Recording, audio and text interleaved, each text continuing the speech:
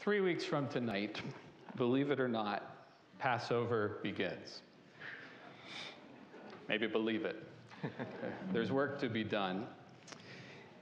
And at our Seders, as we all know, we will take a moment with some wine to mark what are commonly called the 10 plagues. Now, if we were particularly, cruel or interested in talking about the 10 plagues of John Prosnit, we'll save that for a different moment, a private moment. But what's also interesting about those plagues in the Bible, in the Tanakh, is that they aren't really plagues. A couple of them are plagues. All of them are what are called signs and wonders. And the purpose of those 10 signs and wonders is to prove God's power. So we were inspired by that list and by that fact, these signs and wonders that prove that God is powerful. So what we wanted to offer tonight are the 10 signs and wonders that prove that John Prosnit is a talented and beloved rabbi.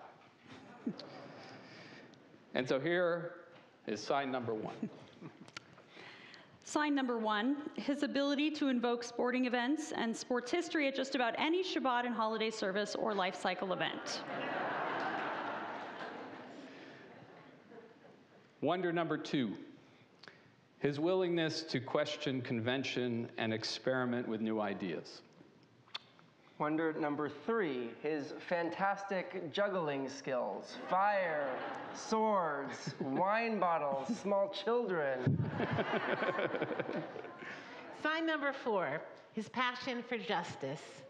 He shepherds Beth Am's community organizing work and partnered with our lay leaders to develop our Equal Start initiative. Number 5, his uncanny resemblance to Seth Rogen, both in terms of looks and humor. Number 6, the fact that every Torah portion is his favorite Torah portion.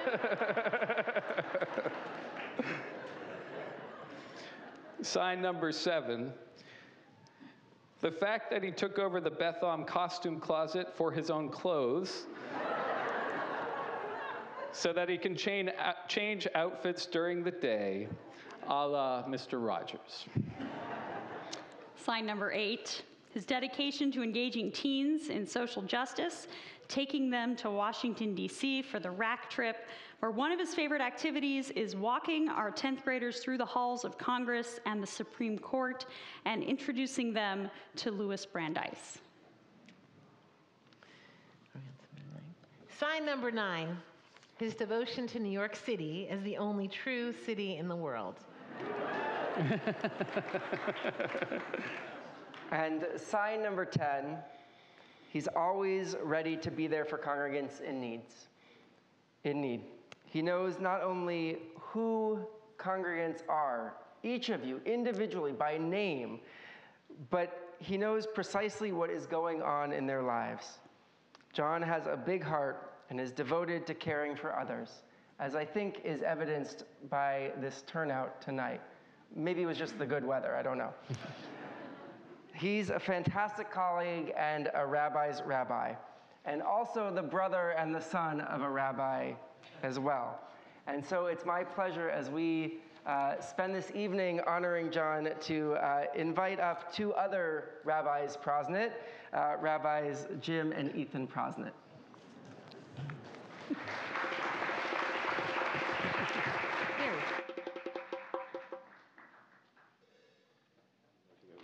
You're going to see something.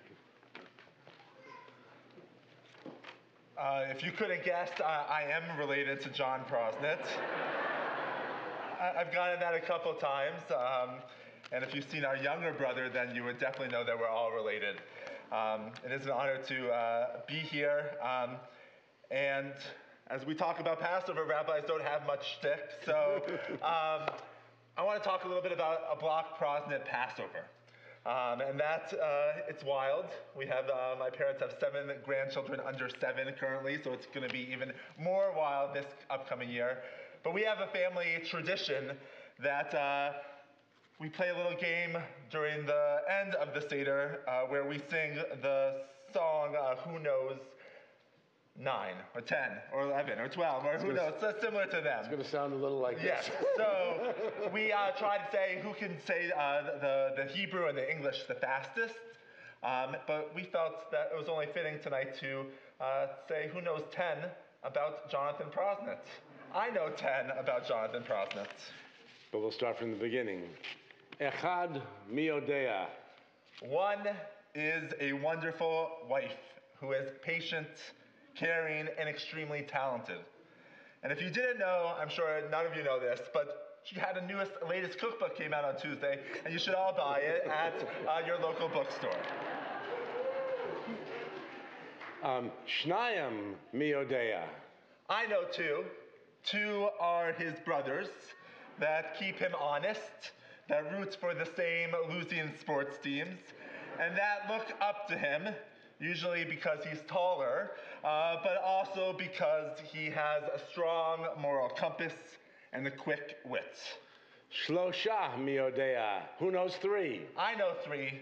3 are his awesome kids, Ezra, Max, and Winnie, who keep him on the toes, who share his love of adventure, travel, and New York City, and who have endeared themselves to this sacred community, feeling at home so that they can run up on the bima at any time during services as well. Arba'a miodea. Who knows 4? I know 4.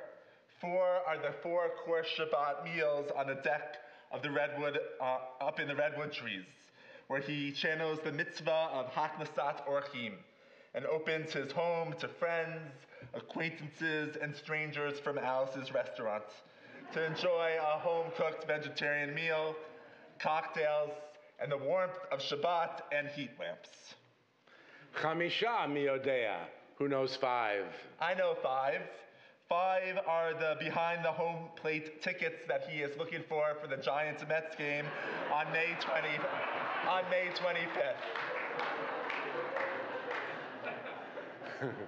Shisha miodea. Who knows 6? I know 6. 6 are the fire clubs that he can juggle without burning down California, and that he can take out at a Purim carnival that dazzles young and old while rocking different facial hair. Who knows 7? 7, I know 7. 7 are the trips to Israel, leading newlyweds on honeymoon Israel, first-timers on birthright, and teens on summer trips, where he helps them fall in love with the land, the history, the people, and the food.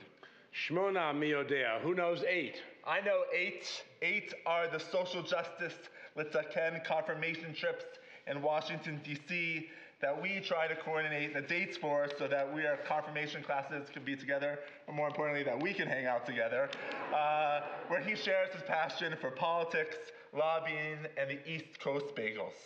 Tisha miodea. Who knows 9? I know 9. 9 at least are the rallies that he has organized, fighting for justice, speaking out for the most vulnerable, and making change on a local, state, and national level. And finally, Asara miodea. Who knows 10? I know 10. 10 are the amazing years at Congregation Beth Am, a community that has been on the forefront of Reform Judaism, dedicated to learning, building connections, and creative worship. A synagogue that has welcomed Jonathan, Aaron, Ezra, Max, and Winnie with open arms. A place that they have created a deep friendships and a strong Jewish home. I know 10. 10 are the amazing years that Jonathan has been able to celebrate here with all of you.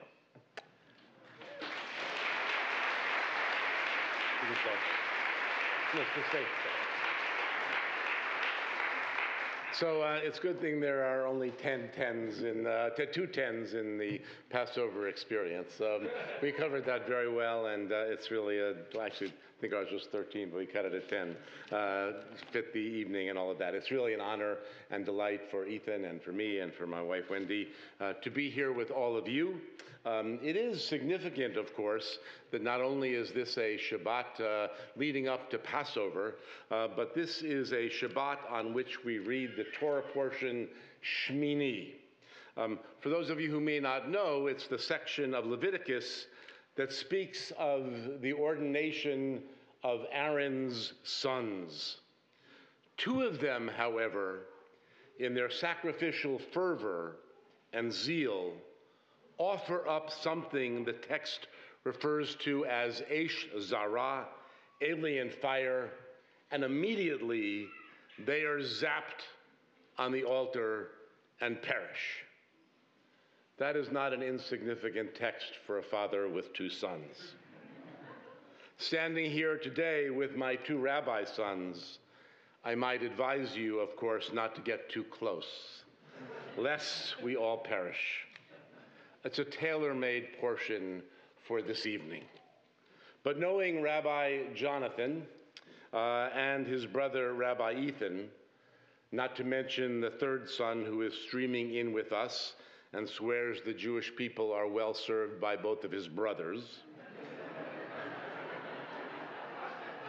I know what they offer is far from alien. It is caring and thoughtful and wise and certainly filled with healthy passion that I sense you are more than willing to consume with no ill effects. To be with Jonathan on this celebration of his 10th year at Beth Am is most special. And to hear the words of lay leaders and colleagues, and to sense how you all value his rabbinate is not the least bit of a surprise, but most definitely a pleasure. I know it is bad form to quote oneself, but 10 years ago, when I spoke here at his installation, I told you that with integrity and humor and a contagious love of Judaism, he would be a source of inspiration and energy for this visionary and intergenerational congregational community. From tots to teens, from 20-somethings to the most senior adults. I also told you that his intelligence was especially evidenced by his choice of life partner. Erin, as gifted and wonderful as he, maybe even more so. It seems like I was correct as I note that it is probably even worse form to suggest that 10 years ago I was prophetic. At the time, of course, I did not know of Ezra and Max and Winnie, but of course they seal the deal for all of our hearts. One thing about which I might not have warned you, however, was that in just about every sermon there would be some sports reference. So in keeping with that tradition, tonight I get to compare myself to Ken Griffey or Cal Ripken Seniors, or for those of you with very long-standing San Francisco Giant memories, with Philippe Alou. How wonderful to see one's boys in a relatively short time far surpass their father's achievements. What a blessing for me. What a blessing for Wendy, and what a blessing for all who have been and will be touched by the very special rabbi of yours. I'd like to invite my wife, Wendy, to join us on the bima now, to ask John to come forward. Since they moved to the West Coast, we don't get to bless them on a Friday night that often, but we won't hold that against you, I promise. And we'll get to offer a Friday night blessing. You can hit Ethan, I'll hit John. You see me more. I stayed on the East Coast.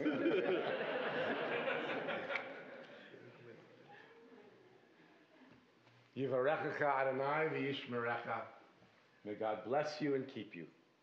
Ya'er Adonai panav elecha v'yichunecha.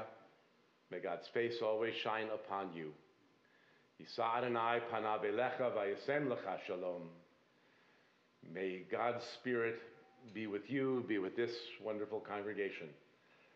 May it always enrich you in all that you do. Tonight, as we read about the zapping of Nadab and Abihu, it is a little bit daunting to have you follow in footsteps sacred and rare. But what a blessing it is that you have been to us, and we know to this community, and to God and to the Jewish people. And may that blessing always inspire you each and every day. Amen. Amen.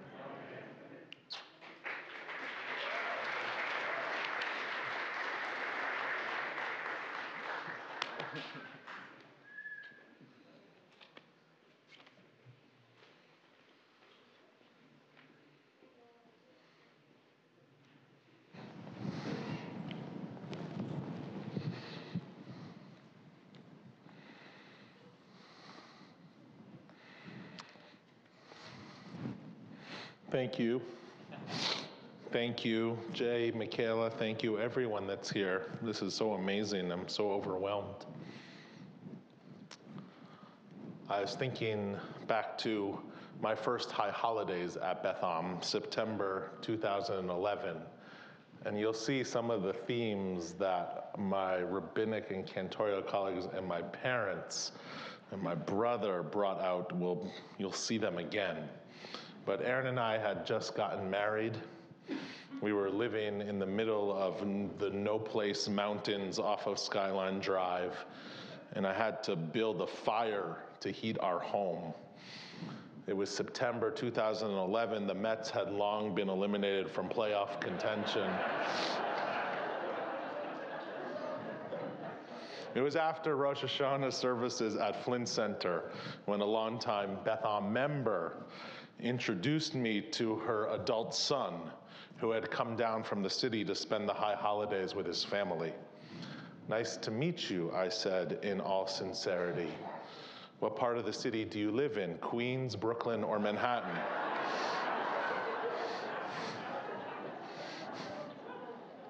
And while you have not totally succeeded in taking the New Yorker out of me, I still say Florida. I am more than the appreciative of the Bay Area love, care, and compassion you have shown me over the past 10 plus years here. Since Erin is a local girl, she already knew, but I agree, it's a pretty special place, the Bay Area. A few specifics. Erin loves that we get avocados in our farm box delivered to Beth Am each Monday. Ezra is unfazed by seeing self-driving cars nearly daily on the roads around Beth Am. Max really wants us to live in the Flintstone house you can see driving north on 280, which seems to get delightfully kookier each year.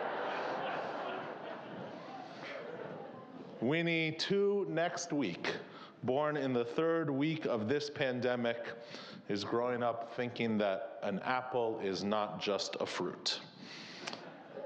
We are so fortunate to be here.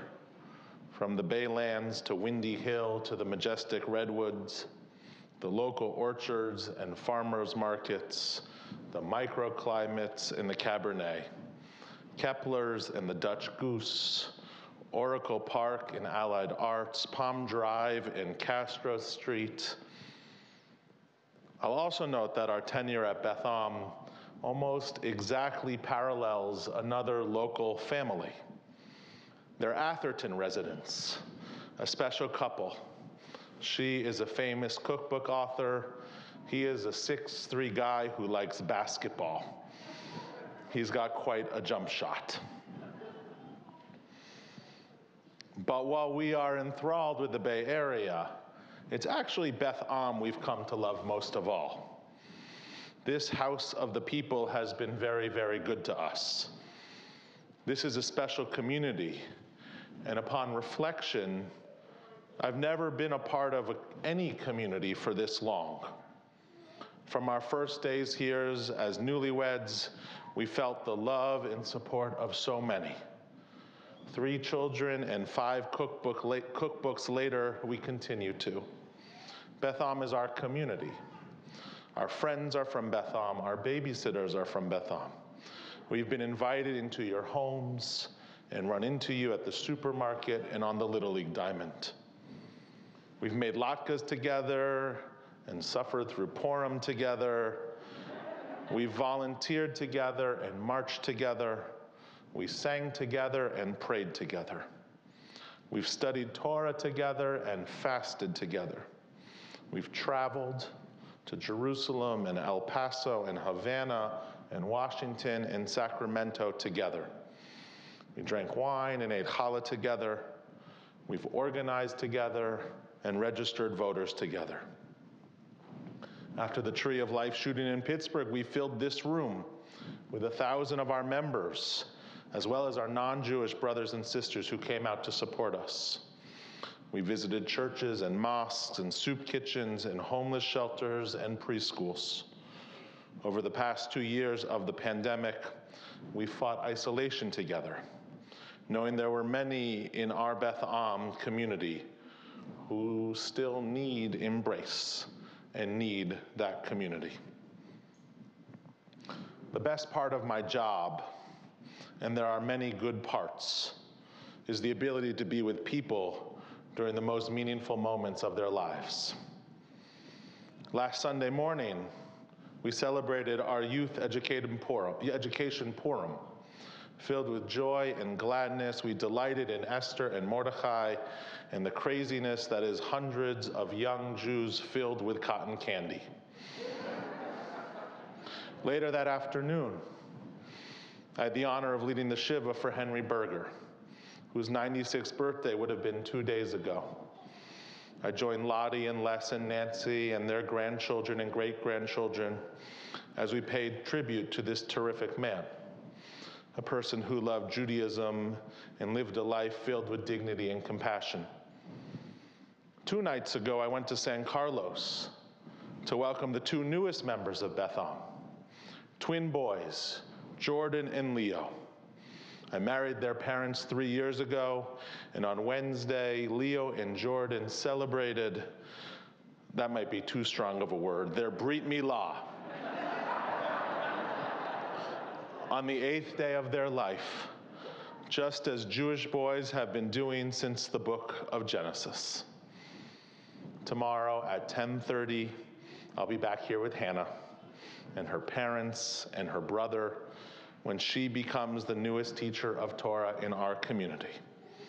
We'll take our scroll out of our ark like we do each Shabbat and entrust the next generation with the honor and obligation of chanting Torah. This happens every week.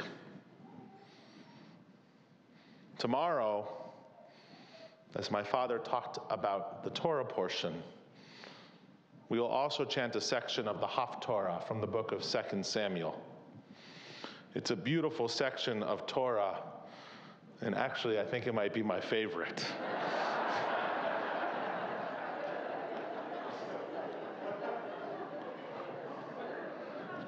King David, the slayer of Goliath, the conqueror of Jerusalem, the writer of the Psalms, desires to build the temple in Jerusalem.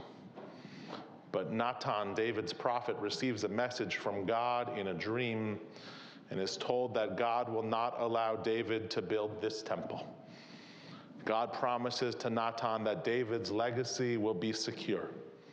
But Solomon, the next generation, will build God's temple in Jerusalem. Like Moses to Joshua before, the chain will continue. Our work of upholding this beautiful tradition goes from one generation to the next, from old men to new babies.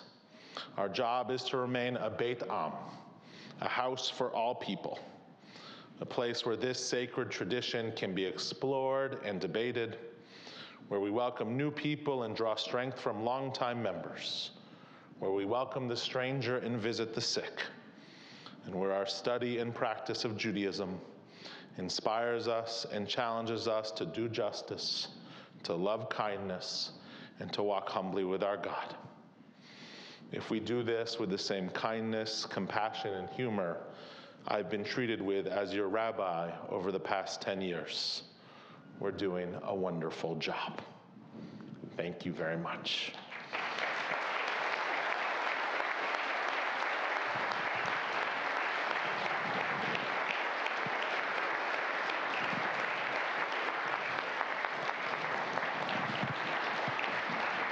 That was beautiful.